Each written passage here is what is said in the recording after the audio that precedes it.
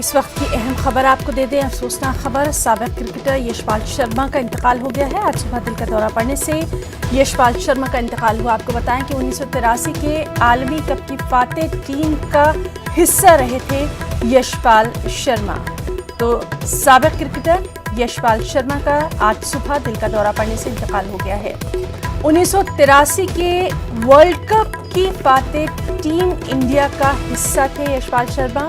साथ ही साथ वो सिलेक्शन कमेटी में भी शामिल रहे हैं। 37 उन्होंने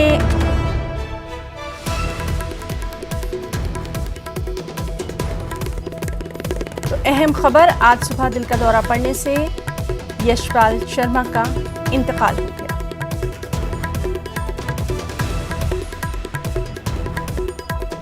उन्नीस सौ तिरासी की वर्ल्ड कप की फातेह टीम इंडिया का हिस्सा रहे हैं यशपाल शर्मा और साथ ही साथ सिलेक्शन कमेटी का भी हिस्सा रहे थे।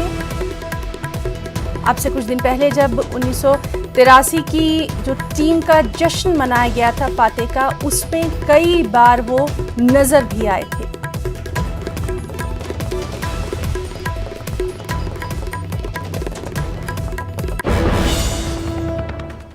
एक और अहम खबर, श्रीनगर